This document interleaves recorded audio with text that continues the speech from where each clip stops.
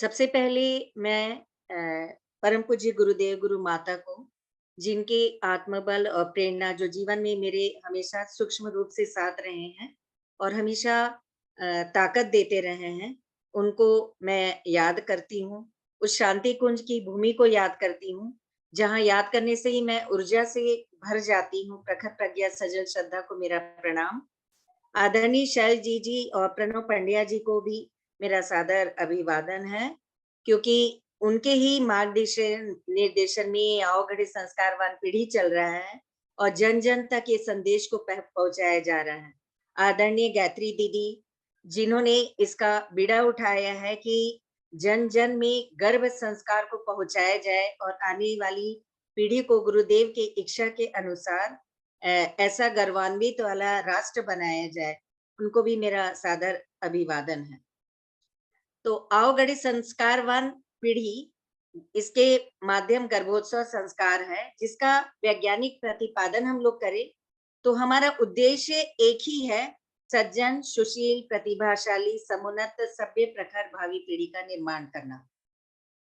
इस टॉपिक पे आने से पहले कुछ मैं आज की विषम परिस्थिति को बताना चाहूंगी कि आज चारों तरफ आपाधापी का जीवन है, भाग-दौड़ का जीवन है। आदमी सिर्फ भाग रहा है, दौड़ रहा है। चारों तरफ हाहाकार इस रूप में मचे हैं कि आज की युवा पीढ़ी किस दिशा में जा रही है, सबसे ज्यादा चिंतनीय प्रश्न है। युवा पीढ़ी पूरी तरीके से भटक रही है।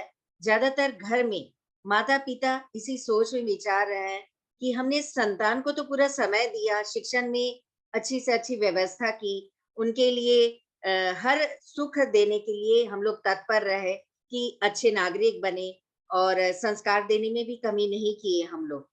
लेकिन आज की पीढ़ी तब भी हमारे लिए भावनाशील नहीं है, संवेदनशील नहीं है, कठोरता अपना रही है। बाहर की दुनिया से ज़्यादा अटैच हो रही है, मोबाइल और बाहर के लोगों से ज़्यादा अटैच होके वो अपने परिवार, अपने माता-पिता को भूल रहे हैं, अपने कर्तव्य को भूल रहे हैं।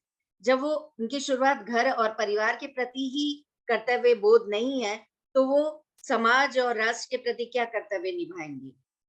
और ऐसी जो युवा पीढ़ी है, वो खुद गलत कर रहे हैं और कहीं न कहीं उनकी आत्मा उन्हें एहसास भी करा रही है, तो वो उसको नज़रअंदाज करके उससे मुक्त होने के लिए नशा के गिरफ्त में जा रहे हैं। इतने भटक गए हैं, अवसाद में जा रहे हैं और आत्महत्या कर रहे हैं।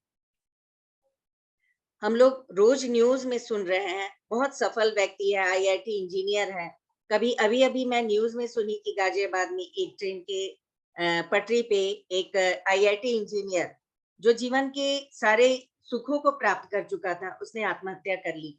पता चला साधारण सी बात, उसके घर में माँ और पत्नी से अनबन कुछ थी और जिस चीज़ को वो सहन नहीं कर पाया और वो ये गलत रास्ता अपनाया। इन लोग अपने शरीर का तो नुकसान करते ही हैं और पीछे जरा भी पलट के नहीं देखते हैं, ये तो चल गए, लेकिन कितना अनंत दुख उनके माता-पिता के पास आ जाता है, जिससे वो मुक्त जीवन भर नहीं हो पाते हैं और बस सोच में डूबे रहते हैं, कहाँ हमारे संस्कार में कमी हुई। और ये सारी पीढ़ी जो खराब हो रही है, इसके कारण और भी आपाधापी मच रही है, बलात्कार बढ़ रहे हैं, कम उम्र के लोगों के साथ बलात्कार ज़्यादा हो रहा है, नशे के गिरफ्त में जा रहे हैं और पूरा भटकाव ही भटकाव दिख रहा है। क्या ऐसे राष्ट्र की हमने कल्पना की थी? कभी नहीं। हम भी सोचते थे कि हमारा राष्ट्र आगे दिनों-दिन रात चौगनी तरक्की करते रहे, पर हमारा राष्ट्र तो पतन की ओर गर्त में जा रहा है। साथ में माता-पिता ये भी सोचते हैं, अपने इर्द-गिर्द किसी परिवार में देखते हैं, बच्चा बहुत संस्कारी है, माता-पिता को बहुत मानता है और उनके आज्ञा का पालन करता है, उनके लिए पूरा भावना से रहता है कि माता-पिता के साथ हम वक़्त बिताएँ, उन्हें वक़्त देता है। वृद्धाश्रम जो आजकल संख्या बढ़ रहे हैं, उस ओर उसका ध्यान भी नहीं जाता है। तब वो सोचने पे मजबूर होते हैं कि हमारे और इनके दिए संस्कार में कहाँ क्या कमी हुई। ये सोचने वाली बात तो है कि संस्कार में कमी कहाँ से शुरू हो रही है। चलिए हम लोग बहुत पहले से जाते हैं। पहले प्राचीन काल में ऋषि मुनि जो थे, जिन लोग को हम लोग सोचते थे तपस्वी हैं, जंगल में तपस्या करते हैं, मंत्र की साधना करते हैं। लेकिन नहीं, ऐसा नहीं था। उन लोग बहुत बड़े वैज्ञानिक भी थे, जो उस समय नक्षत्र की गणना करके भूत, भविष्य, वर्तमान तीनों के बारे में जानकारी दे देते थे। उन्होंने उस समय गणना करके बता दिया था कि माता-पिता जिस चीज़ के लिए प्रश्न के लिए सोच रहे हैं कि हमारे संतान क्यों भटक गई, क्यों संस्कार में कमी थी, वो 20% कोख से बाहर आने के बाद जीवन भर मेहनत किए, लेकिन उस 80% जो कोख में ही शिशु का निर्माण के समय ज़रूरत होता है संस्कार का, उस चीज़ को नज़रअंदाज कर दिए। ये 80% आप लोग भी समझिए कि हमारे कोख में, हमारे गर्भ में शिशु का जो निर्माण, सारा जो व्यक्तित्व का निर्माण होता है, उसकी जो नींव पड़ जाती है, वो 80% कोख में ही पड़ चुकी रहती है। और वो माता-पिता जो आज सोच रहे हैं, ऐसा क्यों हुआ? ऐसा क्या कमी थी? वो शेष 20% पर जीवन भर मेहनत करते रहते हैं, उसका परिणाम आपके सामने है कि कैसा आज उनको परिणाम मिल रहा है। विश्व स्वास्थ्य संगठन ने बताया कि किसी भी शिशु के विकास के लिए शारीरिक, मानसिक, सामाजिक, आध्यात्मिक रूप से स्वस्थ होना बहुत ज्यादा जरूरी है। यदि गर्भ में ये सब चारों चीज मजबूत रहेंगे, अच्छे रहेंगे, तो ये बड़े होने पर कोख में जब शिशु बाहर आएगा, तो युवा बनने पर उसमें ये चारों चीज यदि मजबूत रहेंगे, तो हर क्षेत्र में आगे बढ़ेगा। और ये चारों चीज में सिर्फ शारीरिक चीज पर ध्यान दिया जा रहा है, जो आज युवाओं में गिरते हुए नैतिक और भावनात्मक मूल्य का कारण उनका व्यवहार, आचरण, चिंतन, ये जो चिंता का विषय बना गया, उसका सारा समाधान इसी में छिपा हुआ है कि आज के भी माता-पिता हैं, सिर्फ शारीरिक पर ध्यान दे रहे हैं, मानसिक, सामाजिक, आध्यात्मिक रूप सारा नजरअंदाज हो जा रहा है, उसको समझ ही नहीं पाए हैं कि ऐसा क्यों है। चिकित्सक और परिवार के लोग बच्चे के शारीरिक स्वास्थ्य हेतु कितना प्रयास करते हैं। माता अच्छा से अच्छा पौष्टिक भोजन खिलाती है। खुद भी गर्भ काल में भी उसके परिवार वाले लोग बोलते हैं, अच्छा से अच्छा भोजन करो, शिशु बहुत स्वस्थ आएगा। लेकिन कभी ये नहीं सोचते हैं कि उसकी मानसिक स्थिति, आध्यात्मिक, सामाजिक इस सारी स्थिति को भी हमको ध्यान देना चाहिए। ये समझने से पहले हम लोग को बहुत इम्पोर्टेंट चीज़ समझना पड़ेगा। देखिए, हमारा जो शरीर रहता है, 3 शरीर से बना है। कारण शरीर, सूक्ष्म शरीर, स्थूल शरीर। ये बहुत गौर करने वाली बात है। हम जो दिख रहे हैं, हमारा जो शरीर सामने है, चेतनशील है, जिसमें हम सोच रहे हैं, विचार कर रहे हैं, हाथ-पैर चला रहे हैं, भोजन कर रहे हैं, ये सारा स्थूल शरीर है। इसमें जो भी बात हम करते हैं, वो स्टोर होता है। लेकिन अस्थायी तौर पे स्टोर होता है, उसमें स्थायित्व तो नहीं रहता है। शेष 2 शरीर को समझाने के लिए बताऊँगी। कारण शरीर, सूक्ष्म शरीर क्या है? जैसे आप शास्त्रों में शुरू से पढ़ते आए होंगे, हम लोग 84 लाख योनियों में भटकने के बाद मानव शरीर पाते हैं। 84 लाख योनि में आप सोच सकते हैं कि कितने जन्म, कितने वर्ष से हम गुज़रते हैं, तब जाके आज हम यहाँ पर धरती पर आए हैं। जब हम इन कई जन्मों तक गुजरते हैं, हर जन्म में हमारा अपना एक अलग-अलग विचार रहता है, अच्छा अलग-अलग भावनाएँ रहते हैं, अलग-अलग कर्म रहते हैं, जो प्रारब्ध बन के और हमारे विचार और भावनाएँ संचित होते जाते हैं हमारे साथ। और वो हमारे शरीर से एक जन्म से दूसरे जन्म, दूसरे से तीसरे, तीसरे से और आज जाके हमारा ये शरीर के साथ एक सरल शब्दों में बोलूँगी चिपके रहते हैं, कारण शरीर और सूक्ष्म शरीर के रूप में। ये कारण शरीर और सूक्ष्म शरीर हमारे शरीर के अहम हिस्सा रहते हैं। इसकी वजह से ही हम खुद नहीं जानते हैं कि हमारा बालक, हमारा स्वभाव ऐसा है और हमारे बालक का स्वभाव तो हमारे विपरीत है। आप देखे भी होंगे किसी-किसी घर में बहुत सज्जन माता-पिता रहते हैं, परिवार के लोग रहते हैं, लेकिन उनका जो बालक रहता है, एकदम डिफरेंट स्वभाव का आता है।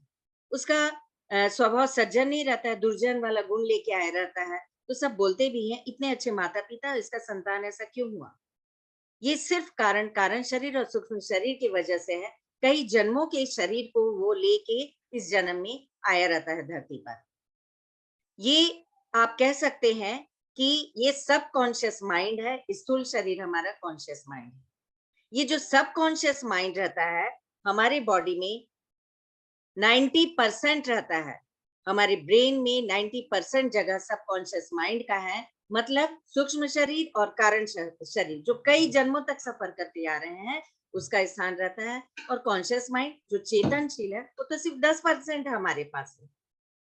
और ये सब कॉन्शियस माइंड हमारे विचार, भावनाएँ, संवेदनशीलता सारी चीज इसी में रहते हैं। जब हम इसी पे काम नहीं करेंगे, सिर्फ चेतन चीज पे काम करते आएंगे, तो कैसे हमारा गर्भ में जो शिशु है, उसका निर्माण अच्छा संस्कार में होगा? क्योंकि सब कॉन्शियस माइंड में हो सकता है कि वो कई जन्मों से कुसंस्कार को लेके आ रहा हो, और ये कुसंस्कार हमारे बालक में, हमारे गर्भ में, शिशु में जब रहेगा, ये कुसंस्कारित ही बच्चा होगा। इसका उदाहरण आपके सामने है ही कि पुलस्त्य ऋषि के आश्रम में उनका जो पोता थे, रावण थे, वो इतने बड़े ऋषि हैं, पर उनका पोता कौन है? रावण जैसा। कितना तपस्या साधना करने के बाद उसके कुसंस्कार उभर गए, पर इसे के प्रति लोभ दिखाया। ये हमारे सामने उदाहरण है सबकॉन्शियस माइंड के ही खेल का। एक प्रहलाद का देखिएगा, राक्षस पुत्र था। उसके पिता बहुत बड़े राक्षस थे, लेकिन उनकी माँ कयादु थोड़ा-सा वातावरण में रही, अच्छे धार्मिक वातावरण में रही, और नारायण, नारायण कहने वाला प्रहलाद इस धरती पर आया। वो भी सबकॉन्शियस माइंड पे काम किया गया उसका। तो ये काम करना क्या होता है? आइए इसको समझने के लिए हम बोले, एक जीव पर 5 प्रकार के संस्कार पड़ते हैं। क्या होता है? कर्मों का संस्कार, वंशानुक्रम, माता और पिता के द्वारा, माँ के गर्भ अवस्था में दिया गया संस्कार, वातावरण का संस्कार और आत्मा के गुण। कर्मों का संस्कार क्या होता है? जो अभी आपको मैं बताई, कई जन्मों तक हम जो कर्म करते हैं, प्रारब्ध बन के, सूक्ष्म शरीर बन के, कारण शरीर बन के, हमारे एक जन्म से दूसरे जन्म तक ट्रांसफर होते रहते हैं, और वही संस्कार लेके हम लोग इस धरती पर आए रहते हैं। दूसरा होता है वंशानुगम, माता-पिता के द्वारा। अब माता-पिता के जो गुण और स्वभाव रहते हैं, जिस तरीके से पालन-पोषण करते हैं, गर्भावस्था से करते रहते हैं, वो स्वभाव भी बच्चा जेनेटिक रूप से जीन के द्वारा ट्रांसफर होके लेके आता है। और तीसरा, माँ के द्वारा गर्भ अवस्था में दिया गया संस्कार। अब जो 9 महीना माँ गर्भ में जो भी शिक्षा संस्कार देती है, जैसा दिनचर्या ली रहती है, जैसी सोच रखती है, विचार रखती है, उस सारे संस्कार गर्भ में बच्चे पर आते हैं। चौथा है वातावरण का संस्कार। माँ के साथ-साथ परिवार के अन्य लोग जुड़े रहते हैं, पति जुड़ा रहता है, आस-पास का वातावरण जुड़ा रहता है, जिसके साथ माँ वक़्त बिताती है, तो वो वातावरण में भी क्या चल रहा होता है, उसका भी प्रभाव उस शिशु पर पड़ते रहता है। और हम जानते हैं आत्मा के गुण, प्रेम, दया, ममता, करुणा, संवेदना, उदारता आदि रहती है। तो ये संस्कार भी हमारे में पड़ते हैं, जो हम अपना जन्मजात गुण लेकर आए रहते हैं। गर्भोत्सव संस्कार, हमारा उद्देश्य क्या है? गर्भस्थ शिशु के स्थूल, सूक्ष्म और कारण शरीर का परिशोधन। जैसा मैंने अभी आपको बताया ना कि हमारे स्थूल, सूक्ष्म और कारण शरीर का सब खेल रहता है, तो हम ऐसा कोई संस्कार क्या करें कि हम ये तीनों का ही परिशोधन कर दें? क्योंकि हो सकता है हमको खुद नहीं पता, हमारे घर में कुछ संस्कारी बच्चा आया हो, उसके संस्कार गलत हो, तो ये परिशोधन करने की व्यवस्था आज ऋषि मुनि हमको दे के गए हैं। उससे हम लोग संस्कार पद्धति के द्वारा, संस्कार क्रिया करने के द्वारा उसका परिशोधन कर सकते हैं कि वो जो कुसंस्कार होगा उसको संस्कार में हम बदल देंगे, अच्छे संस्कारों में बदल देंगे। और इससे हमारा लक्ष्य क्या है? इसमें सिर्फ शरीर से स्वस्थ होगा, मन से संतुलित होगा, विवेकवान होगा, भावनात्मक रूप से सक्षम भावी पीढ़ी का जिससे निर्माण होगा, और हमारे परम पूज्य गुरुदेव की जो योजना थी, युग निर्माण होगा, युग परिवर्तन होगा, सतयुग आएगा। यह प्रजनन विज्ञान का सामाजिक, मनोवैज्ञानिक, आध्यात्मिक शिक्षण होता है। ये गर्भोत्सव में जो भी हम आप लोग को बताएंगे, अभी प्रशिक्षण मिलेगा। इसे क्या शिक्षण मिल रहा है? सामाजिक, मनोवैज्ञानिक और आध्यात्मिक, जिसमें गर्भवती माता हेतु स्वास्थ्य, प्रशंसालीन, आस्तिक अनुकूल वातावरण बनाए जाते हैं, ताकि उसका मनोवैज्ञानिक असर अच्छा रहे। और वो मनोवैज्ञानिक असर अच्छा के साथ-साथ उसे जीने की कला समझाया जाता है कि उसका आध्यात्मिक शिक्षण भी अच्छा रहे, और उसके सामाजिक गुण भी उसके में विकसित रहें। क्योंकि उसको समाज में रहना, और समाज से ही वह जुड़ने लायक ना रहे, तो उसका क्या विकास हुआ? और माता जैसा भी रहेगी, उसके घर में ये प्रभाव पड़ेगा।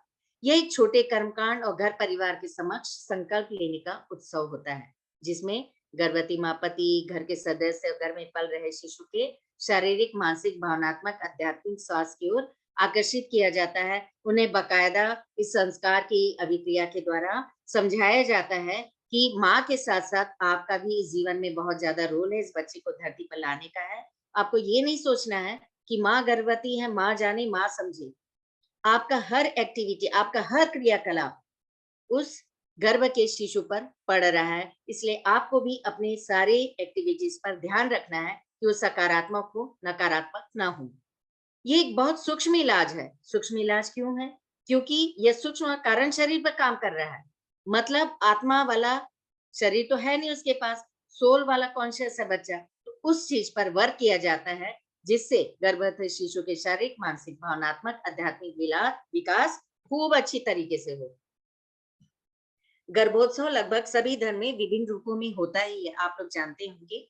जैसे क्रिश्चियन में बेबी शावर होता है, बच्चे के आने की खुशी में कुछ उल्लास उत्साह मनाए जाते हैं, गिफ्ट दिया जाता है माँ को। माँ भी खुश होती है और उनके परिजन भी बहुत खुश होते हैं।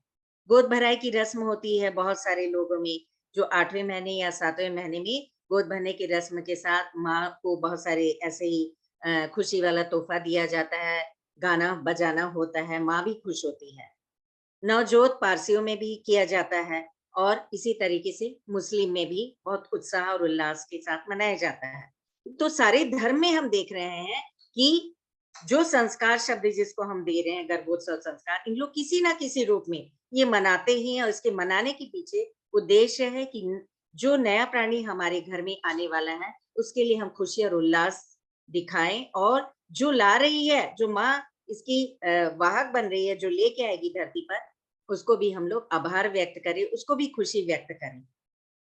तो इस प्रकार गर्भोत्सव लगभग सभी धर्म में विभिन्न रूप में मनाया जाता है। प्राचीन काल में ऋषि मुनि का जब काल था, बहुत हम लोग पौराणिक कथा पढ़ेंगे, तो हमको पता है उस समय नारी सम्मानीय थी। तो माता को निर्मात्री बोला जाता था, जन्मदात्री भी बोला जाता था। कालांतर में मध्ययुगीन कालीन आया, जब मुगलों का शासन आया, तो औरतों का थोड़ा-सा दमन कर दिया गया और उन्हें उस समय से जो परंपरा चलती आए और लोगों की मेंटालिटी बनती गई, मानसिकता बनती गई कि औरत सिर्फ बच्चा जनने वाली अ, होती है, तो माता जन्मदात्री होती है, निर्माता की ओर उनका ध्यान भी नहीं गया। लेकिन जब हम पहले से ये इस चीज़ पर गौर करेंगे, इतिहास को देखेंगे और भी पौराणिक कथा को देखेंगे, तो हमें समझ में आएगा कि कितने-कितने महान लोग हैं, माता का क्या रोल रहा। माता तो एक सृष्टि की सबसे अनमोल कृति है, ईश्वर की सबसे प्यारी कृति है, क्योंकि ईश्वर ने जो काम को अपने अकेले करने का वश में नहीं समझा, तो माता का रूप बनाया कि तुम मेरे इस शिशु के गढ़ने में, सृष्टि को चलाने में सहायक बनो। आइए हम लोग देखेंगे, पहले दान कुंवर देवी, हमारे परम पूज्य गुरुदेव पंडित श्री राम शर्मा आचार्य की माता, जिनके अथक परिश्रम से उन्होंने ऐसा संस्कार दिया कि हमारे परम पूज्य गुरुदेव ने 24-24 करोड़ के गायत्री जाप करते स्वयं गायत्री मैं हुए और आज गायत्री परिवार करोड़ों की संख्या में जो खड़ा है, घर-घर तक गायत्री मंत्र पहुँचाना और लोगों में सद्भावना का प्रसार करना, अच्छा चिंतन करना, अच्छी-अच्छी पुस्तक लेके सबके 3200 पुस्तक लिखे, घर-घर तक पहुँचा, ये सब सारी माता के अथक प्रयास से ही हुआ है। रानी मदालसा, इनके बारे में बोला जाता है, रानी मदालसा ब्रह्मज्ञानी थी और उस समय उनको गर्भ का ज्ञान विज्ञान था। उनके 3 पुत्र ऋषि पुत्र थे, जो ऋषि वाला कार्य करने के लिए हम लोग समाज का कल्याण करने, राष्ट्र के कल्याण करने के लिए निकल चुके थे और एक दिन उनके पति राजा ने बैठ के बोला कि रानी, हम लोग 3 पुत्र को तो अपना आहुति दे दिए संसार के कल्याण के लिए, लेकिन मेरे जाने के बाद मेरे राज्य को सँभालने वाला कोई नहीं है। तब इन लोग पूरा प्लानिंग किए कि हमें एक ऐसा पुत्र लाना है, जो हमारे राज्य को अच्छे से सँभाल सके, अच्छा प्रशासक बने। उसके लिए रानी मदालसा और उनके पति 3 महीना पहले से इस चीज़ की तैयारी किए कि हमको गर्भ जब लाना ही है धरती पे, तो हम 3 महीना पहले कैसे इसकी तैयारी करें कि हमारा गर्भ में जो हम चाहते हैं, वो सारे गुण हों। तो उस गुण को लाने के लिए इन लोग राज्योचित गुण जो सारे हैं उसका गहन अध्ययन किए, शस्त्र का अध्ययन किए, अपने कमरे को इस प्रकार से इन्होंने सजाया कि सारा चारों तरफ देखने से माँ को पूरा असर उनका पड़े और उनके माँ के द्वारा उनके बच्चे पे असर पड़े और उनका राजा जो उनका पुत्र हुआ, सही में उसके में ऋषि वाला गुण नहीं था जो अन्य उनके भाइयों में था, पूरा राज्योचित गुण थे और बहुत अच्छे प्रशासक बने। जीजाबाई के बारे में आप जानते ही हैं। श शिवाजी की माँ थी और उन्होंने ही ऐसे संस्कार दिए थे कि मराठा पूरा साम्राज्य को खड़ा किए और अंग्रेजों से लोहा लिए और मुगलों से लोहा लेके अपने राज्य को किए। ये सब जीजाजी बाई की अथक परिश्रम से ही हुआ था। अभिमन्यु सुभद्रा की कहानी कौन नहीं जानता है। सुभद्रा को जब अर्जुन चक्रव्यूह भेदन की क्रिया समझा रहे थे, सुभद्रा बहुत ध्यान से भी सुन रही थी। उनके कोख में उस समय अभिमन्यु थे और बहुत ध्यान से सब सारी कथा को सुन रहे थे कि भेदन कैसे किया जाना चाहिए। भेदन के बारे में तो वो सीखे, लेकिन जब अर्जुन बाहर निकलने की क्रिया समझा रहे थे, उसी समय सुभद्रा को नींद आ गई। नींद आई मतलब अभिमन्यु वो सब सारी बातें को नहीं।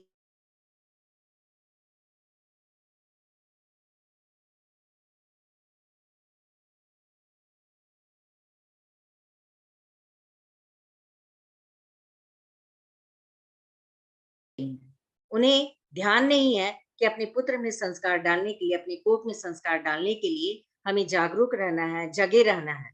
आप परिणाम जान रहे हैं। आपको परिणाम पता है कि अभिमन्यु चक्रव्यूह भेदन तो किए, लेकिन निकलते समय उन्हें पता ही नहीं था क्योंकि माँ उनकी सो गई थी और मृत्यु को प्राप्त की। सीता के बारे में पता ही है, विषम परिस्थिति में वो लव कुश को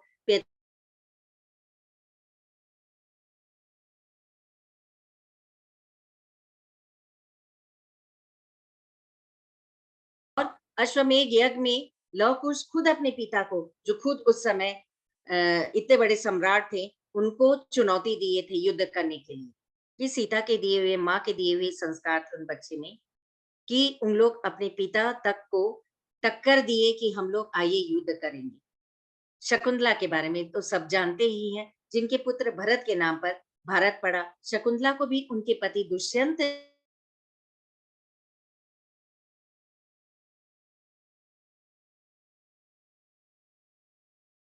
और उल्लास के साथ अच्छे गुण को लेते हुए, अच्छे विचार के साथ आध्यात्मिक, मानसिक, भावनात्मक रूप से मजबूत रहते हुए अपने बच्चे का पालन-पोषण की, जो 12 साल में शेर के हम मुँह में हाथ डाल के दाँतों को गिने थे और आपको पता है उन्हीं के नाम पर हमारा भारत देश है। मारिया बोनापार्ट भी ऐसे ही थी, नेपोलियन की माँ थी और नेपोलियन को सारा शिक्षा समय पर दी और उसका परिणाम था कि नेपोलियन जैसा बहादुर और वीर और ऐसा सैनिक पैदा हुआ जो सारे साम्राज्य को जीतने की कामना करते थे। कैम्ब्रिज विश्वविद्यालय के डॉक्टर रूपर्ट शेल्फर्ड के सिद्धांत फॉर्मेटिकाइजेशन के अनुसार गर्भ के समय बहुत ध्यान देने की बात है कि गर्भ के समय ही माँ के विचार, भावना, आहार, पारिवारिक, सामाजिक वातावरण जैसा रहता है, उससे एक मॉर्फोजेनेटिक बल क्रियाशील होता है और यही बल जो रहता है भावी बच्चे के व्यक्तित्व, चरित्र, भावना, चिंतन और क्रिया कौशल हेतु जिम्मेदार होता है।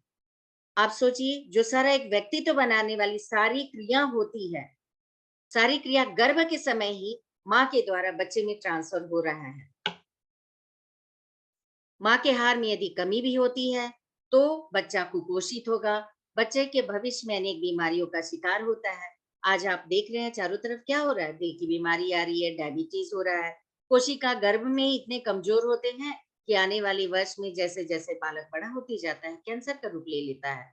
उच्च रक्तचाप कितनी कॉमन हो गए हैं, अधिक कोलेस्ट्रॉल, मानसिक की समस्याएं, अवसाद से ग्रस्त, यहाँ तक कि ब्रेन के कोशिका में ही कितनी गड़बड़ी हो रही है कि बच्चे शिजोफ्रेनिक निकल रहे हैं, मानसिक रूप से दुर्बल निकल रहे हैं। उच्च रक्तचाप कैंसर की जड़ तो गर्भावस्था में ही पड़ जाती है, जो बाद में कालांतर में दिखती है।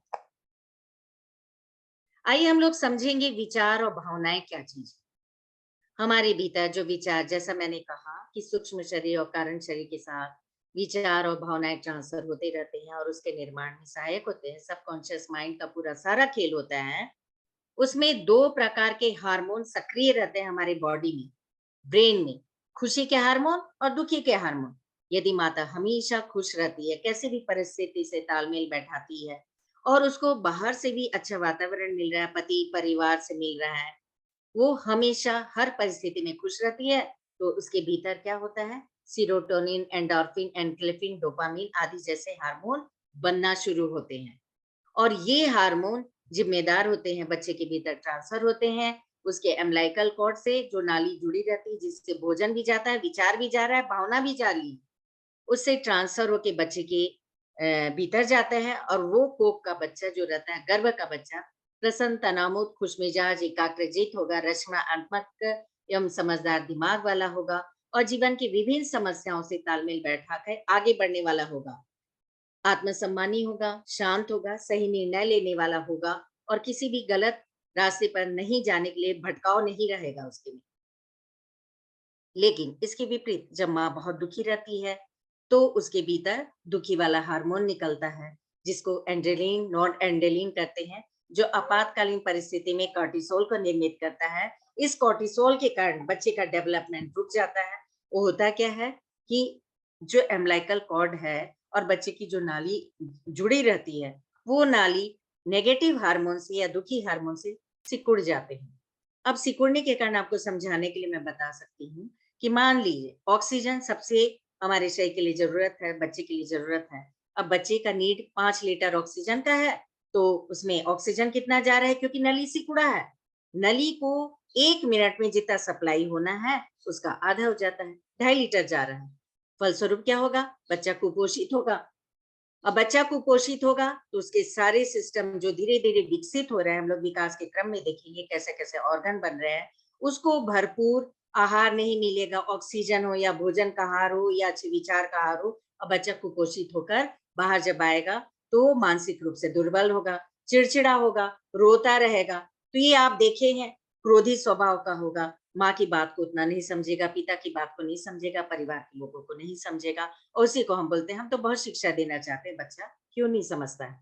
लेकिन ये गर्भ से ही सारा चीज़ व्यूह रचना बन गई थी कि आप जैसा रहेंगे, जैसा विचार करेंगे, जैसा सोच रखेंगे, वैसा हार्मोन आपके भीतर बनेगा और आपके बच्चे में ट्रांसफर होगा। विकास के क्रम में हम आगे देखते हैं, पहला जो त्रैमासिक बच्चे का जब हम लोग स्लाइड देखेंगे तो देखिए उसमें दिख रहा है प्रथम सप्ताह यानी चौथा सप्ताह में, प्रथम माह के 4 सप्ताह में उसके मस्तिष्क का आकार बनना शुरू हो जाता है और जो बेस है, ब्रेन का बेस होता है वो न्यूरल प्लेट बन जाता है, न्यूरोएक्टोडर्म बन जाता है, प्रारंभिक स्नायु संस्थान न्यूरल ट्यूब तथा सभी संस्थान शरीर की नींव बनना शुरू हो जाती है।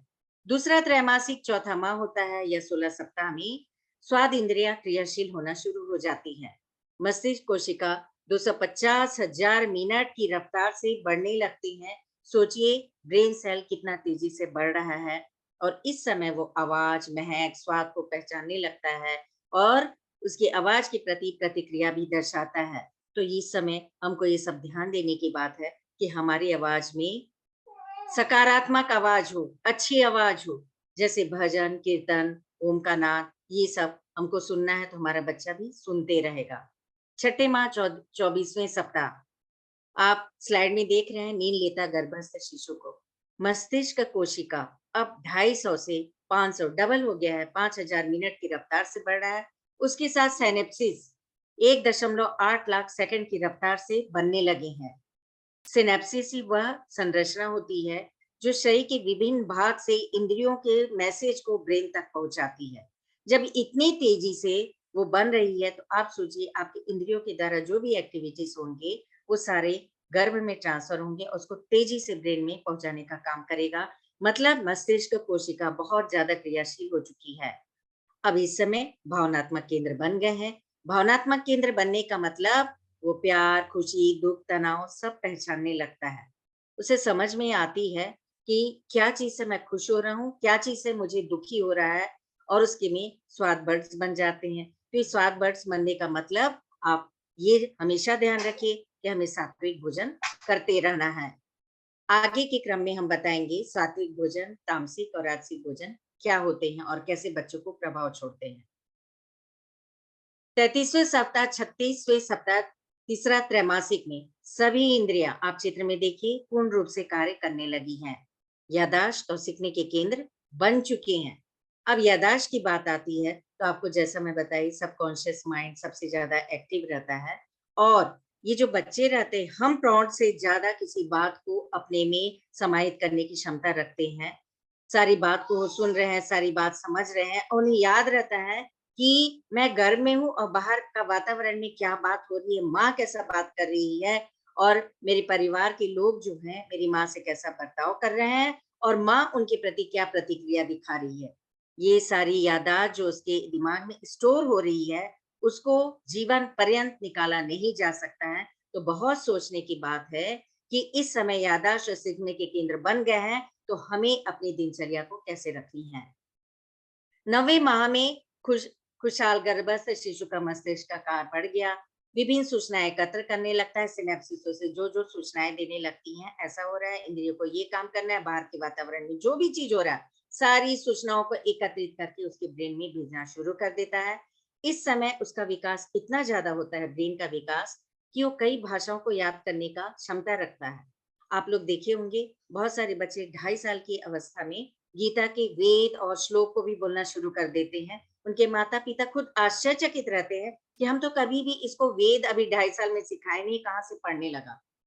लेकिन शायद माँ उस समय गीता का अध्ययन करती होगी, इसलिए वो बच्चा सुनता होगा जैसे अभिमन्यु सुनता था और उसके याद करने की क्षमता बहुत तीव्र रहती है, तो वो स्टोर करते गया ब्रेन में। देखिए तनाव में स्लाइड में दिख रहा है गर्भ में भी बच्चा कितना दिखा रहा है, चिड़चिड़ा है, परेशान हो गया, अपना कान को बंद कर लिया है। उसको समझ में नहीं आ रहा है कि बाहर में क्या तनाव वाला वातावरण बना है और क्यों बना है, वो उसके प्रति प्रतिक्रिया दिखाता है। हँसता बच्चा, माँ अनुभव की है जब बहुत खुश रहती है, बच्चा भी अपना लात और पैर खुद चलाकर अनुभव कराता है कि आप खुश हो और मैं भी खुश हूँ। नाचता बच्चा, कभी-कभी ऐसा खुशी का वातावरण बनता है, माँ जैसे अनुभव करती है कि मुझे नाचना चाहिए, ऐसा बहुत खुशमिजाज वातावरण है, अपने पिता को अच्छी बातें करते सुन रहा है, तो बच्चा गर्भ में भी नाचता है। ये माँ अनुभव कर चुकी है और इसको सर्वेक्षण से बताया भी गया है कि ऐसा होता है। बच्चे का मस्तिष्क प्रौढ़ मस्तिष्क से अधिक धारण करने की क्षमता रखता है। घर में बच्चा पिता, भाई-बहन, अन्य के अलावा माँ के 5000 शब्द 24 घंटे में सीखता है। इसलिए विभाजित 4-5 घंटे अच्छी बात को एक्सपोज़ करना आवश्यक है। आइए अब हम लोग समझेंगे बौद्धिक प्रतिभा, भावनात्मक प्रतिभा, आध्यात्मिक प्रतिभा, ये क्यों आवश्यक है और इसको सफलता की गारंटी क्यों मानी गई है। गर्भ में ही बौद्धिक प्रतिभा, भावनात्मक प्रतिभा, आध्यात्मिक प्रतिभा तीनों की आधारशिला बन जाती है। बौद्धिक प्रतिभा क्या है? जिसके कारण हम इंटेलिजेंट कहलाते हैं और कोई भी बात को याद करने की क्षमता बहुत ज़्यादा रहती है। जीवन के क्षेत्र में सफलता प्राप्त होती है, जैसे आप आईआईटी इंजीनियर का सुने कि वो बहुत इंटेलिजेंट था, आराम से आईआईटी किया और अच्छे पोस्ट पर उसकी जॉब भी लग गई। ये बौद्धिक प्रतिभा की वजह से हुआ, लेकिन उसके पास भावनात्मक प्रतिभा की कमी थी, आध्यात्मिक प्रतिभा की कमी थी, तब उसने गलत निर्णय लेकर अपने शरीर का नुकसान किया। ये भावनात्मक प्रतिभा और आध्यात्मिक प्रतिभा क्या होती है? हमारे शरीर में बौद्धिक प्रतिभा तो रहती है, लेकिन भावनात्मक जो बोली सबकॉन्शियस माइंड से रिलेटेड करता है, अचेतन मन से रिलेटेड करता है, उसकी भी प्रतिभा हमारे में विकसित होनी चाहिए। ये भावनात्मक का बच्चे में कहाँ से आता है? माँ की सोच, विचार, जैसा सोचती है, जैसा दिनचर्या लेती है, उससे उसकी भावना बनती है, विचार बनते हैं और वो ऐसा कर्म भी करती जाती है। उसके कारण उसकी जो भावनात्मक प्रतिभा जो रहती है, वो डेवलप होने लगता है और माँ के साथ-साथ शिशु का भी डेवलप होता है। आध्यात्मिक प्रतिभा से तात्पर्य है कि माँ भगवान से अटैच हो रही है, ईश्वर से अटैच हो रही है, अल्लाह से अटैच हो रही है और सब चीज़ों में उनको याद करती है, विनम्रता दिखाती है, प्रणाम करती है और ये बात को स्वीकार करती है कि सब चीज़ कर्म फल से होता है। मेरे अच्छे कर्म रहेंगे तो अच्छा होगा और इसके वजह से यदि मेरे जीवन में सफलता ना भी मिली तो मैं उससे निराश होके गलत रास्ते पर नहीं भटकूँगा। एक जीवन जीने की कला उसके पास रहती है। तो जैसा माँ सोची, वो सारा विचार बच्चे में ट्रांसफ़र हुआ और बच्चा गर्भ में ही उसका भावनात्मक प्रतिभा, आध्यात्मिक प्रतिभा, बौद्धिक प्रतिभा तीनों विकसित हो जाते हैं। फिर वही बच्चा बालक आने पर संसार में हर परिस्थितियों को सामना करने के लिए ताकत रखता है। क्यों? क्योंकि उसको तो माँ से ही यह उपहार गर्भकाल में ही मिल चुका रहता है। बच्चे में अच्छी आदत बनाने का सबसे उत्तम समय गर्भ आने की 5 वर्ष तक का है। ये सभी बहनों को ध्यान देना है कि गर्भ से बाहर आने के बाद शिशु के प्रति हमारी ज़िम्मेदारी खत्म नहीं होती है। गर्भ में आने से 3 महीना पहले, गर्भ में आने के बाद 9 महीना और गर्भ के बाद 5 वर्ष तक का जो समय रहता है, वो बहुत ज़्यादा कठिन समय रहता है, लेकिन उस कठिन समय के बदले पारितोषिक के रूप में उसको सारे जीवन में एक अच्छा संस्कारी बालक के रूप में मिलता है। आने वाले समय में और भी आपको बताया जाएगा कि 5 वर्ष आगे के क्लास में कि आगे बच्चों का हमको कैसे पालन-पोषण करना है। विकासशील मस्तिष्क की छाप किसी व्यक्ति के चरित्र और व्यक्तित्व को तो बनाता है। देखिए, कंप्यूटर का सॉफ्टवेयर बिगाड़ा जा सकता है, लेकिन गर्भ के अंदर मस्तिष्क का छाप मिटाना बहुत मुश्किल है। वो कभी नहीं मिटता है, वो पूरे जीवन पर्यंत चलता है। तो ये बात को ध्यान रखते हुए हमको वही बात को अपने भीतर भेजना है, जो हम चाहेंगे कि मेरा बच्चा बालक है और जिसका फ़ायदा मुझे जीवन पर्यंत मिले, मेरे बच्चे को जीवन पर्यंत मिले। वो भावना, विचार, ऐसे कर्म, सारी चीज़ों पर अपना नज़र रखे, उस पे पकड़ रखे और माँ और उसके परिवार और परिवारजन पूरा उसी तरीके के कार्य अपने करते रहें।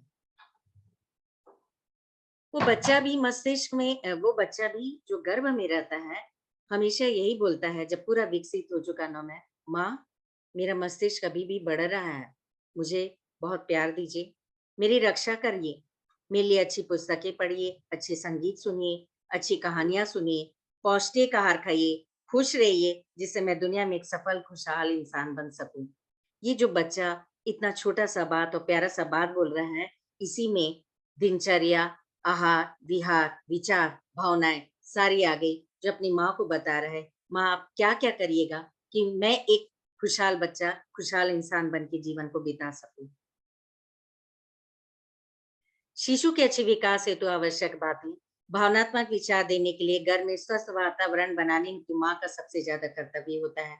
वह नियमित स्वस्थ दिनचर्या का पालन करे, नित्य नियमित योगासन, जप, ध्यान, प्राणायाम करे और अच्छी-अच्छी पुस्तकें पढ़े। शौर्य, साहस, सकारात्मक सोच, मानवीय मूल्य वाले युग निर्माण योजना, अखंड ज्योति और अच्छे व्यक्तियों के चरित्र वाले पुस्तक पढ़े। डरावनी चीज़ों से दूर रहे, मोबाइल से दूर रहे और टीवी देखने से दूर रहे।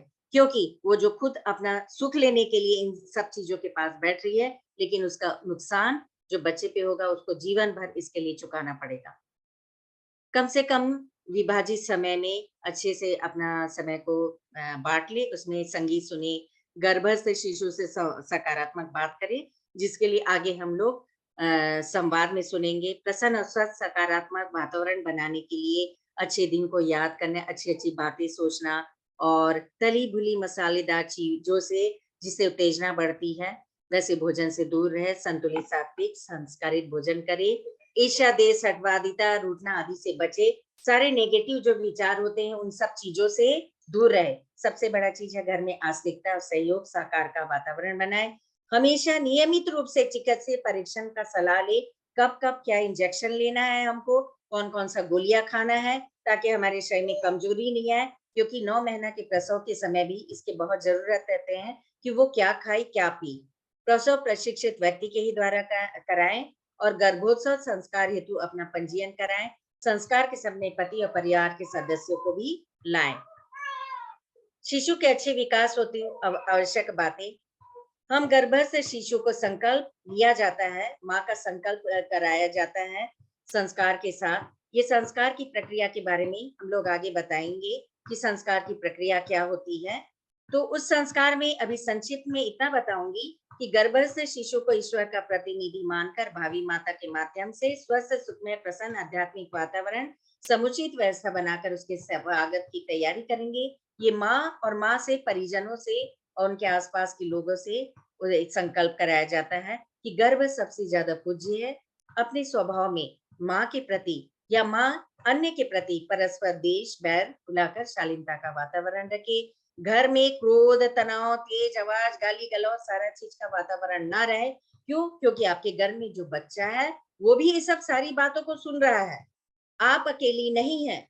माँ को हमेशा ये बात को ध्यान रखना है, वो अकेले रूम में भी है, सोच रही है अकेले है, नहीं, उसके साथ गर्भ में है, जो हर समय उसकी बात को सुन रहा है, समझ रहा है, विचार को देख रहा है। बाकी लोग उसके विचार को ना समझें, पर गर्भस्थ शिशु से इतना अच्छे से जुड़ा रहता है कि सारा चीज अपनी माँ के स्वभाव, विचार, आहार, सारी चीज को वो नोटिस करता रहता है और वैसे ही अपने मस्तिष्क में भेजकर अपना स्वभाव बनाता जाता है। माँ को, भावी माता को उचित आहार विहार सारा रखना चाहिए। हम गर्भिणी की उचित आकांक्षाओं को पूरा करें, वो क्या खाना चाहती है, कैसा व्यवहार चाहती है, यदि उचित है तो जरूर उसे पूरा करना चाहिए।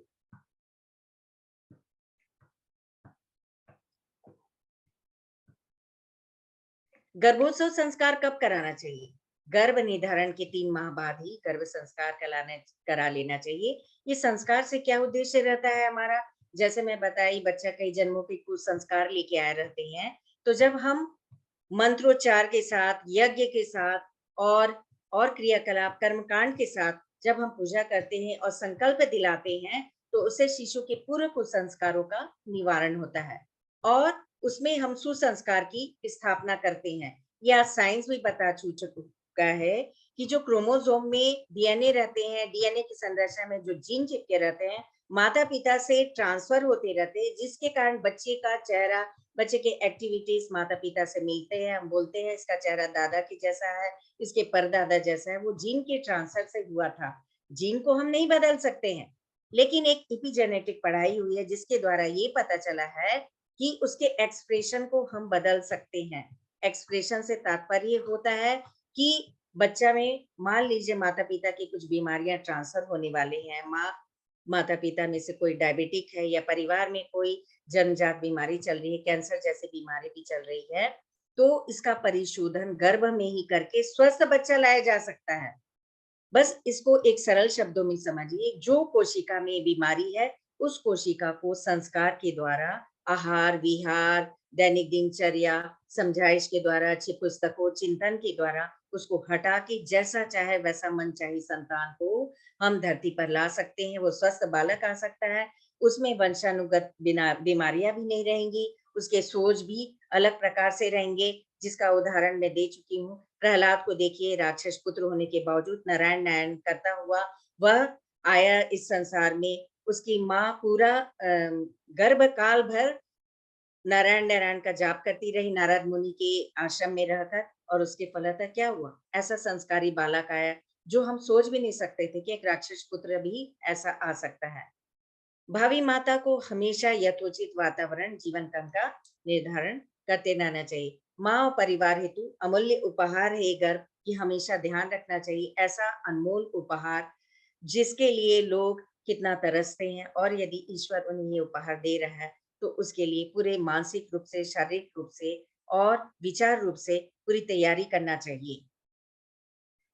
माँ को इस समय बहुत सारी उपयोगी पुस्तक पढ़नी चाहिए। अवगढ़े संस्कारवान पीढ़ी परम पूज्य गुरुदेव के द्वारा लिखित कुछ पुस्तकें हैं, उनका नाम लूंगी, इसे जरूर पढ़ें। हमारी भावी पीढ़ी है उसका नवनिर्माण, हमारे महान उत्तराधिकारी, बालकों का भावनात्मक निर्माण, ग्रह से पहले जिम्मेदारी, बच्चों के शासक नहीं सहायक बने, घर के वातावरण में स्वर्ग का अवतरण, वो जो मरकर अमर हो गए, विश्व की महान नारियां, मतलब शौर्य की पुस्तकें भी पढ़े, भावी पीढ़ी और निर्माण की भी पुस्तकें पढ़े, ऐसी अच्छी-अच्छी पुस्तकें पढ़े, जिससे विचार के द्वारा उनके बच्चे के मन में भी वो सारी बातें ट्रांसफर होती रहे। धार्मिक पुस्तक भी पढ़ सकते हैं, रामायण हुआ, महाभारत हुआ, ये सब चीज़ का गहन अध्ययन करें, रामचरितमानस हुआ, जब भी खाली बैठे गीता का अध्ययन करें। ये सब सारी बातें जो है, आप माँ के मस्तिष्क से, माँ के सोच, विचार, चिंतन से बच्चे में ट्रांसफर होंगे। अच्छी स्लाइड दिखा दें। आइए मैं आप लोग को कुछ वीडियो क्लिप दिखाऊंगी। नहीं चल रहा है।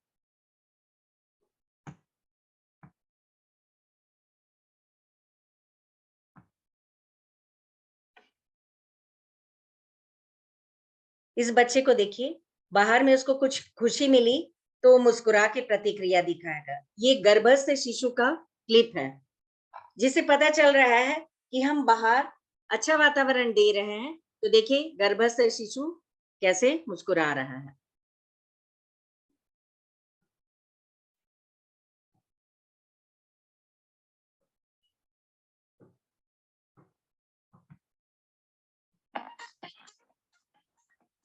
इसमें साफ दिखाई दे रहा है। बाहर का वातावरण यदि खुश मिजाज है, तो घर में बच्चा नाच रहा है। मतलब घर में भी बच्चा इस चीज का एंजॉय कर रहा है।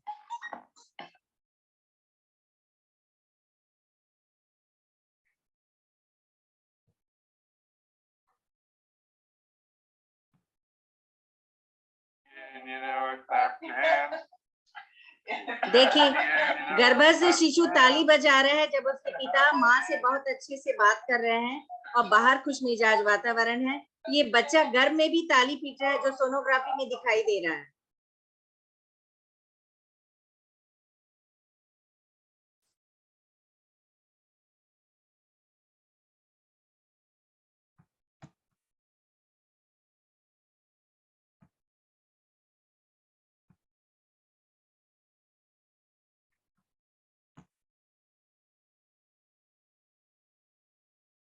अच्छी आना थोड़ा सा।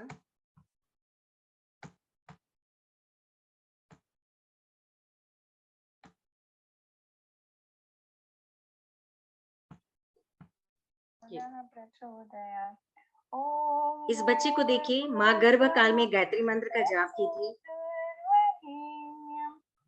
और बच्चे के पूरे नाखून को माँ काटी, और ये सिर्फ मंत्र सुनते सुनते कितना शांत से है, बिना शरीर को हिलाए डुलाए।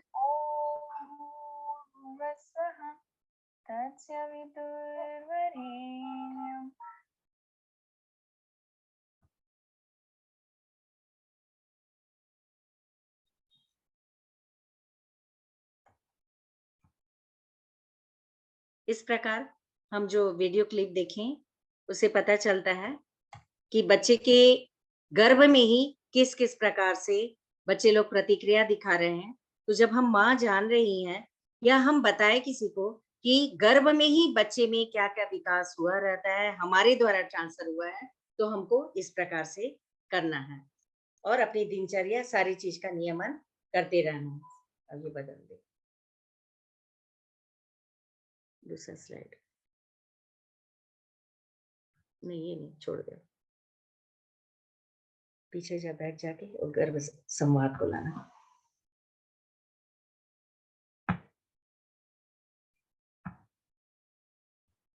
अब इसी क्रम में हम आगे गर्भ संवाद पे बात करेंगे।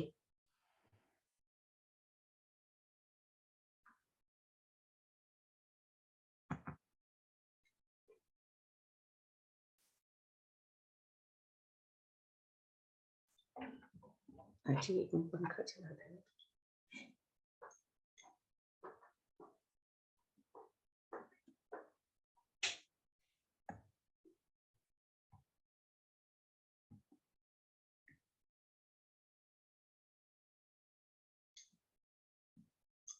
अवगढ़े संस्कारवान पीढ़ी में अभी हम लोग गर्भ के ज्ञान विज्ञान के बारे में बात की। अब गर्भ संवाद के बारे में बात करेंगे, जो सबसे ज्यादा इंपॉर्टेंट टॉपिक है। सबसे पहले हम समझे संवाद क्या होता है। संवाद और वार्तालाप में अंतर क्या है। वार्तालाप एक सहज रूप होता है जिसमें गंभीरता का पुट कम रहता है। कहीं भी हम ट्रेन में, बस में किसी से भी बात करने लगे, किसी भी टॉपिक पे बात कर लिए और कोई हमारा कुछ उद्देश्य नहीं रहता है, वो वार्तालाप कहलाता है। किंतु जब हम संवाद करते हैं तो किसी एक विशेष उद्देश्य को लेकर करते हैं और बहुत अपने सारे कंसंट्रेशन को उस पे लगा के बात करते हैं, आत्मा की गहराई से बात करते हैं, वो संवाद कहलाता है। वार्तालाप में हमेशा देखिएगा, हम कोई भी टॉपिक लिए, उसमें कोई उद्देश्य नहीं रहता है, किंतु संवाद एक विशेष लक्ष्य को सार्थक करने के लिए होता है। वार्तालाप करने के लिए श्रद्धा विश्वास की आवश्यकता भी नहीं होती, किंतु संवाद श्रद्धा और विश्वास की भूमि पर खड़ा होता है। संवाद का प्रभाव सभी जड़ चेतन पर पड़ा है। जैसा हम सुने हैं, जल, पेड़ पौधे, पशु पक्षी, भोजन और वातावरण पर पड़ता है। The hidden message in water, इसका अध्ययन करने पर पता चला कि जब जल के सामने खड़े होके हम बुरी तरीके से चिल्लाते हैं, तो वो जल का आकृति बिगड़ जाता है। उसका माइक्रोस्कोपी जब स्टडी किया जाता है तो देखिए हैं, जल बहुत अजीब टाइप से, उसके जो सेल रहते हैं, कोशिका रहती हैं, और वो अजीब टाइप से दिखाई देता है। और जब हम वैसे ही जल के सामने जब प्रार्थना करते हैं तो बहुत सुव्यवस्थित ढंग से जल के कणु और अणु दिखाई देते हैं। ये चित्र में आप स्लाइड में देख रहे हैं, बिफोर प्रेयर और आफ्टर प्रेयर। ये होता है संवाद का जल पर प्रभाव। पौधों के बारे में आप लोग सुनते ही आए होंगे कि किसी भी पौधे के पास बात करने से उस पौधे में ज़्यादा विकास होता है और किसी पौधे को यदि अलग-थलग छोड़ दिया जाए, उसे सारी व्यवस्था बनाई जाए रोशनी की और जल की, तब भी वो पौधा मुरझा जाता है। क्यों? क्योंकि उससे हम लोग वार्तालाप ज़्यादा नहीं करते, बात ज़्यादा नहीं करते, तो इसका प्रभाव दिख रहा है कि पौधे पर भी संवाद का प्रभाव पड़ता है। पशु-पक्षियों पर संवाद का प्रभाव पड़ता है, ये तो आप कृष्ण जी से ज़्यादा कौन समझेगा कि जब बाँसुरी बजाते थे, उनकी बाँसुरी इतनी संवेदना से भरी होती थी, इतना प्रेम भरा रहता था कि सारे पशु-पक्षी जंगल के आके उनके पास अ, आ जाते थे और संगीत को सुनते थे। तो ये संवाद का ही प्रभाव था। भोजन पर संवाद का प्रभाव पड़ता ही है। आप भोजन बनाएँगे, गायत्री मंत्र जाप करते हुए भोजन को बनाएँ, अच्छे मन से बनाएँ और अच्छी बातें, अच्छी विचार करते हुए करें, तो वो भोजन को ग्रहण करने वाले के शरीर में वो प्रसाद स्वरूप हो जाता है और अच्छा प्रभाव छोड़ता है, स्वास्थ्य देता है, स्वादिष्ट रहता है, पौष्टिक बन जाता है। ये भोजन पर संवाद का प्रभाव है। वातावरण पर भी संवाद का प्रभाव पड़ा है, ये आप देखते हैं, जो स्कूल एक शैक्षणिक जगह है, वहाँ पर बच्चों को यदि टीचर कोई बात समझाती है अपने संवाद के द्वारा, तो वो बच्चे अच्छे तरीके से समझते हैं क्योंकि वहाँ एक शिक्षण का वातावरण बना रहता है। वैसे ही मंदिर में घंटी बजता रहता है, घंटा बजता है, वहाँ जब हम प्रार्थना करते हैं और वहाँ हम अपने दिल की बात ईश्वर से करते हैं या पंडित जी से या किसी अन्य से करते हैं, तो उसका प्रभाव हमारे पर ज़्यादा पड़ता है बनिस्बत हम कहीं राह चलते इधर-उधर बात कर रहे हैं। ऐसे ही शांति कुंज के भी वातावरण में है, वहाँ पर जाने से हमारे भीतर एक पॉज़िटिव संचार होता है, नेगेटिव चीज़ ऐसा लगता है दूर हो चुका है, तो ये सब वातावरण पर संवाद का प्रभाव हमारा दिखाई देता है। गर्भ संवाद का अर्थ क्या होता है? गर्भ प्लस संवाद, ये क्या है शब्द? इसको सोचने वाली बात है कि गर्भ संवाद क्या हुआ? गर्भ से संवाद करना, गर्भ संवाद हुआ।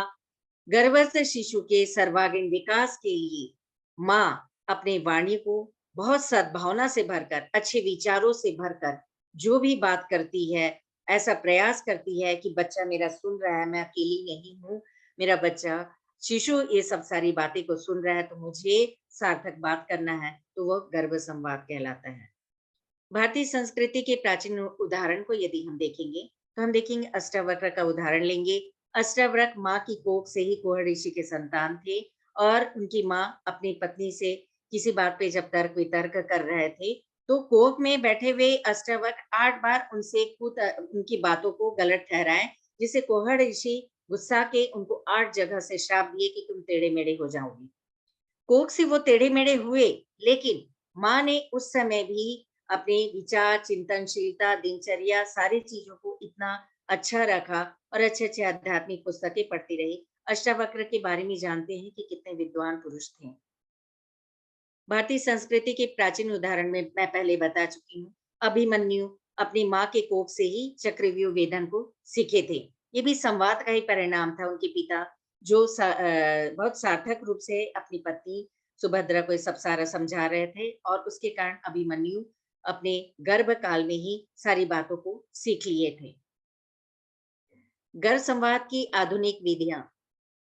गर्भस्थ शिशु जो भीतर रहता है, गर्भ में रहता है, उस समय कैसे हमको करना चाहिए, किस प्रकार करना चाहिए कि उसके शिशु में शारीरिक, मानसिक स्वास्थ्य बढ़े, नैतिक मूल्य, उसका शारीरिक और मानसिक स्वास्थ्य तो बढ़ ही रहा है। नैतिक मूल्य जो हमारे जीवन में सबसे काम आने वाली चीज़ है और इसमें गिरावट आने से ही हम भावना विहीन, संवेदन विहीन होते हैं और हमारी संवेदना यदि खत्म होती है, तो हम एक-एक रिश्तों के साथ संवेदनहीनता दिखाते हैं, कुछ ज़िम्मेदारी नहीं समझते, किसी के प्रति भी हम कठोर हो जाते हैं, भावनाशील नहीं होते और हमारे स्वभाव में विनम्रता नहीं रहती है। इन नैतिक मूल्य को सिखाना बहुत ज़्यादा ज़रूरी रहता है।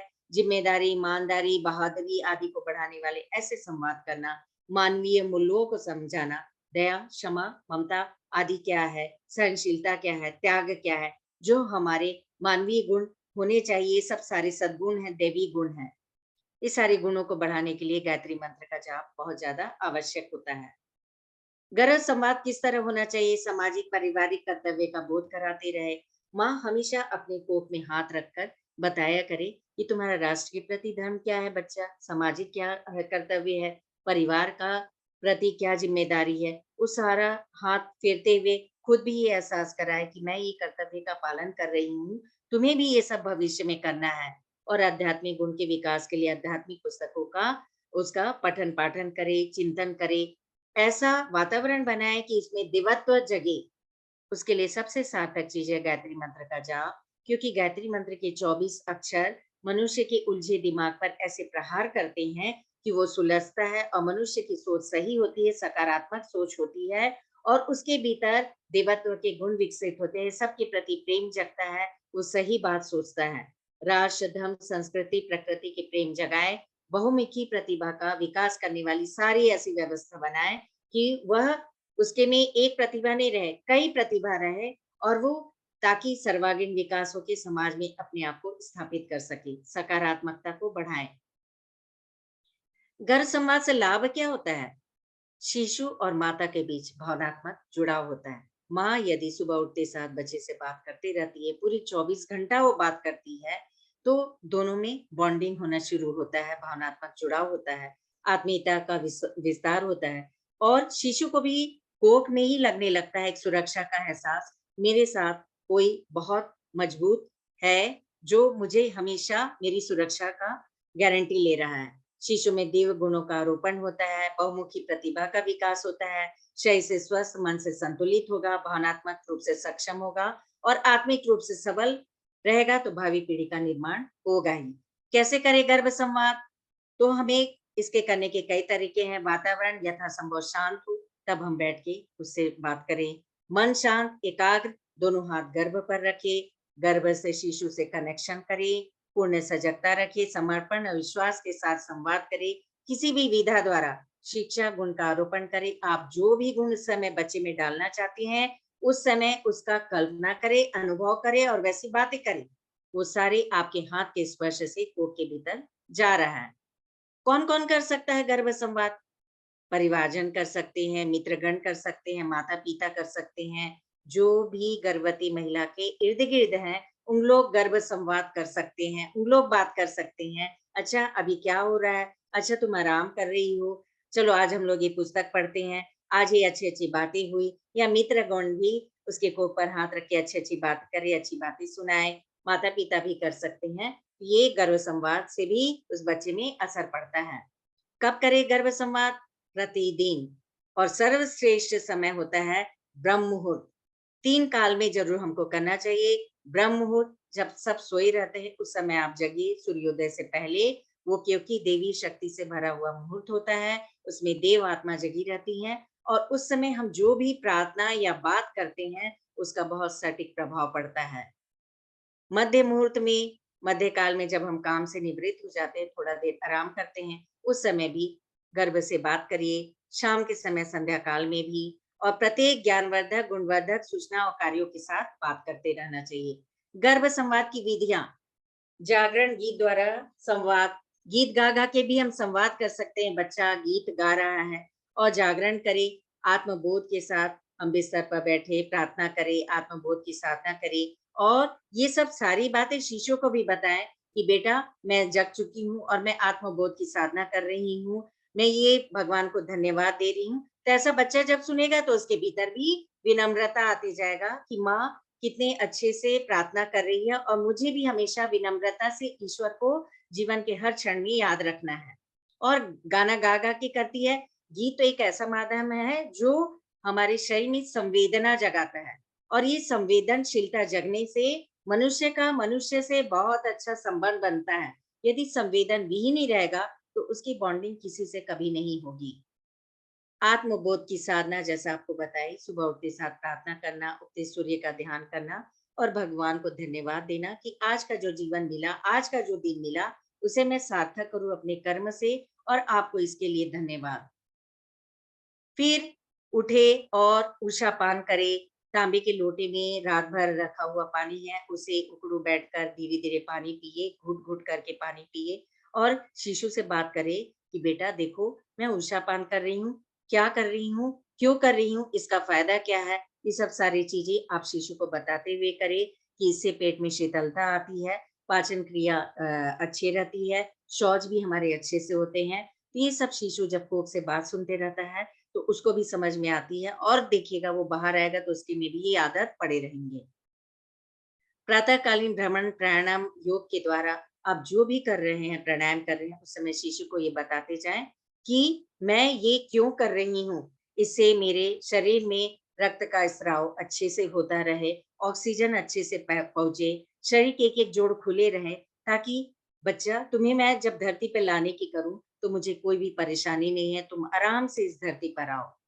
मेरे शरीर में कोई बीमारी नहीं रहे, ताकि तुम भी स्वस्थ रहो। तुलसी को जब डल जल डाल रहे हैं, उस समय गुनगुनाते हुए जल डालें और बताएँ आध्यात्मिक दृष्टिकोण, तुलसी का हमारे जीवन में क्या उपयोग है, हम क्यों उसमें जल डालते हैं, ऐसा भावना करते हुए आप शिशु को बताएँ कि तुलसी का हमारे जीवन में क्या उपयोग है। हम उनकी नित्य पूजा करते हैं, शाम को दिया जलाते हैं। सूर्य को अर्घ्य देते समय आप उस समय भी बात करें कि शिशु देखो, मैं सूर्य को अर्घ्य दे रही हूँ। सूर्य, सविता, तेज, प्रखरता, सारा चीज़ मैं चाहती हूँ तुम्हारे में भी आए।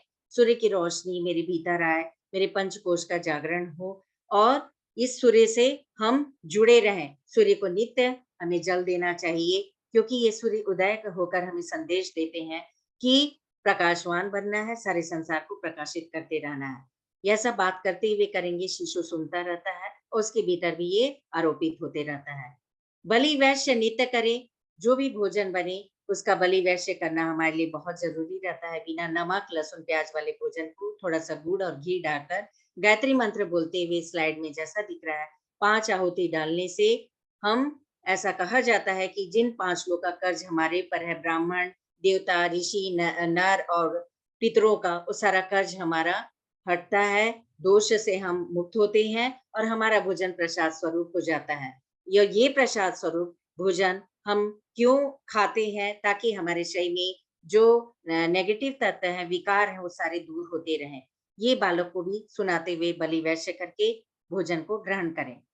यज्ञ नित्य करें, यज्ञ के जो धुआँ रहेंगे, सकारात्मक धुआँ रहते, जड़ी-बूटी से डले हुए सारे यज्ञ की आहुति से करें, तो वो भी शिशु को पता है कि मैं यज्ञ और मंत्र क्यों कर रहा हूँ, इसका मंत्र का प्रभाव शिशु सुनता है और उसके ऊपर भी पड़ता है। स्वाध्याय किया करें, पुस्तक पढ़ें, अच्छी-अच्छी पुस्तकें पढ़ें, जिससे आपको फ़ायदा हो। शौर्यवीर की धार्मिक, आध्यात्मिक पुस्तक पढ़ें और ज़रूर आँख बंद करके उसका चिंतन किया करें। जो आप चिंतन करेंगी वो सारा शिशु में ट्रांसफर होगा। संगीत सुने, अच्छी संगीत सुने, शोरगुल वाले संगीत ना सुने।